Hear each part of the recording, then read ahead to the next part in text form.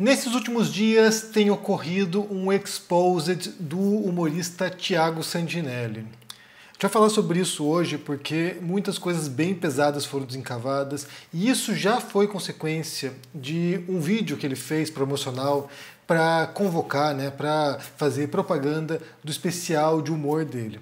E foi um vídeo que ele fez ali reproduzindo a narrativa, reproduzindo o visual do Tarantino no filme Bastardos Inglórios, que tem uma cena lá no filme, que quando você tem um grupo de elite de judeus, e aí, no caso do Santinelli, ele faz isso reproduzindo essa cena, essas cenas do Tarantino, só que contra patriotas, contra bolsonaristas. E ali tem um personagem que se parece com o Luciano Hang e também tem toda a violência reproduzindo a estética do Tarantino. Isso chocou muita gente, inclusive vocês vieram aqui pedir para que eu comentasse isso, o que eu achava sobre aquela cena, sobre aquela chamada do especial de humor. E eu particularmente achei de tremendo mau gosto, mas a questão não é esta. A questão tem a ver com esses exposes, porque muita gente foi lá e desencavou tweets ou publicações antigas do Santinelli, mostrando como ele é um baita de um hipócrita, mostrando como ele tem falas que são racistas, contra judeus, contra muçulmanos, contra negros, ou seja, que tem muita sujeira embaixo do tapete do Santinelli. Eu quero ler para vocês aqui alguns desses tweets, porque de fato são bem pesados, e a gente vai pensar um pouquinho sobre essa história de desencavar, publicações antigas das pessoas, qual é a validade que isso tem para questionar a posição da pessoa hoje. Então vamos começar com uma publicação aqui de novembro de 2012. E o Santinelli diz o seguinte aqui: o que eu mais odeio começa com pre e termina com to. Tem alguns que eu nem posso ler aqui, que eu acho que o YouTube bloquearia se eu lesse, porque tem coisa bem pesada, como eu falei, Publicação de 2013. Black Friday na África é só Friday. Tudo de 2013, que possivelmente 2012. África do Sul e loirinhas não são palavras que combinam muito na mesma frase. Outro tweet do Santinelli. Black Bloc na África é só block. Prosseguindo aqui. Merda não é algo ruim. Na África as casas são feitas com ela. Depois ele prossegue. Nas casas feitas de merda lá na África, se você colocar um pôster do Flamengo pregado na parede, ele se adaptará perfeitamente ao ambiente. Outro tweet dele. Me segurando para não fazer comentários sobre as casas de merda na África. E depois mais para baixo aqui, desse jeito você vai acabar indo para a África igual os macacos. Aqui sobre judeus, outros tweets dele aqui de 2013, esses aqui 2012 também. Estou tão feliz quanto um judeu indo para a Alemanha. Aqui na verdade é uma série de publicações falando sobre como eles trollavam o judeu na sala de aula, faziam bullying com o judeu na sala de aula, Daí aqui, olha, eu tinha os brothers aí na 7ª série que ficava desenhando suástica na mesa de um cara judeu na sala. Tss, tss, tss. Caralho, eu tô rindo muito aqui, lembrando do que a gente fazia com o cara judeu. Chegaram ao ponto de pintar um bigode nazista nesse cara judeu. E por fim, aqui tem um outro tweet dele. Não sabia que existia trem aqui, mas uma certeza eu tenho, nenhum judeu deve andar nele. Ou seja, são muitos tweets que foram desencavados, dezenas de tweets desencavados do Santinelli.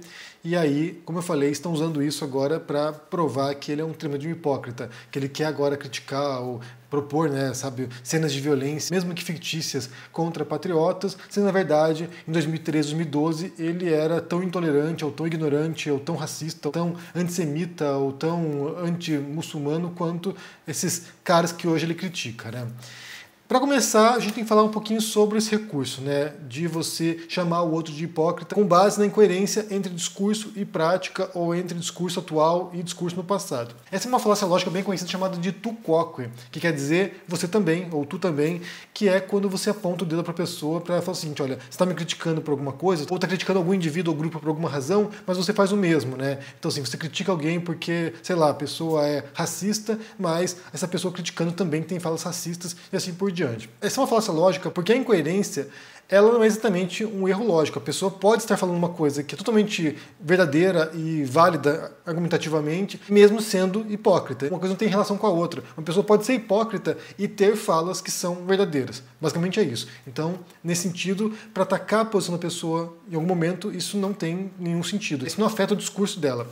Porém, é claro que moralmente, quando você identifica esse tipo de incoerência, isso abala a percepção que as pessoas têm sobre aquele sujeito. Então, nesse caso, por exemplo, como eu falei, o fato fato de você ter o Sentinelle hoje criticando ou ridicularizando os patriotas bolsonaristas, com o histórico desses tweets resgatados, certamente abala um pouco a posição dele nesse sentido, na percepção das pessoas, na percepção coletiva. A gente tem que pensar aqui, antes de tudo, que se trata de um intervalo aqui de 10 anos ou mais. Como eu falei, esses tweets dele são de 2012, 2013. Já era inaceitável isso em 2012, 2013. Então a gente tem que pensar que não é, sabe, não dá pra passar pano aqui falando assim, ah não, mas 10 anos atrás podia fazer piada antissemita, podia fazer piada racista, porque não podia. Na verdade já era inaceitável naquele momento. Então assim, ele só pôde fazer esse tipo de piada porque na época possivelmente ninguém acompanhava o Sentinelle, ninguém sabia quem ele era, devia ter meia dúzia de seguidores, então assim, esse tipo de publicação dele não tinha repercussão na época, e eu não acho que havia também naquele momento essa onda como há hoje de cancelamentos. Assim. Então assim, não havia essa repercussão, né? Quando alguém publicava uma coisa como essa,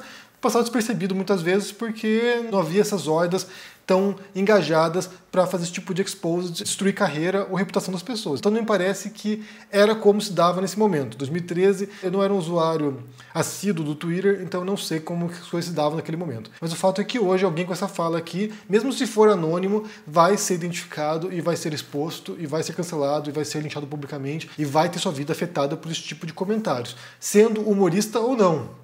Porque também a gente tem que pensar que recentemente a gente viu lá a história do Léo Lins, né, piadas racistas feitas por ele no show dele, e isso levou a uma onda de repúdio, muita gente se manifestando, humoristas se manifestando contra o Léo Lins. Então é claro que o cenário é bem diferente hoje do que era em 2013. Mas o mais importante é pensar no percurso individual do Sentinelle ou de quem quer que seja, né? Como a pessoa mudou ao longo dos anos. Se ele estivesse em 2013 fazendo esse tipo de comentário, em 2022, 2023 fazendo o mesmo comentário, você percebe que não houve um crescimento da pessoa. A pessoa está igual, né? A pessoa estagnou. Ela era racista naquela época e continuou sendo racista ao longo dos anos.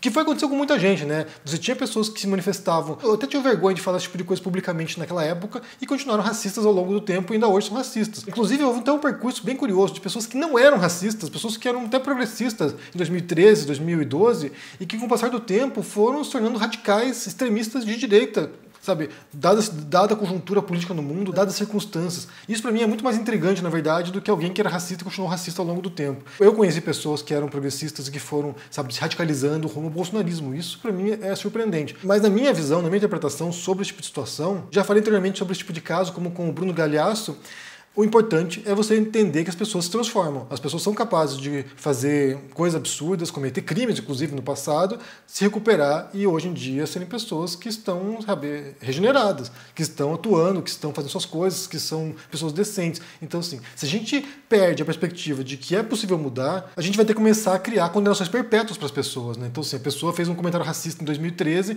ela será sempre julgada como racista? Me parece que é uma visão bastante intransigente e bastante limitada sobre o que é o ser humano e sobre a nossa capacidade de aprender com as coisas, de aprender com as situações, de poder, inclusive, ser criticado por erros nossos e mudar depois. É claro que a gente tem que entender que esse exposed, ele vem, basicamente, de direitistas, muitos bolsonaristas, inclusive, que estão tentando destruir o Sentinelle, estão tentando desacreditar o Sentinelle por causa do vídeo que ele fez com os patriotas, entre aspas, aqui, né? Então já é uma reação da extrema-direita para tentar atacar o Sentinelle.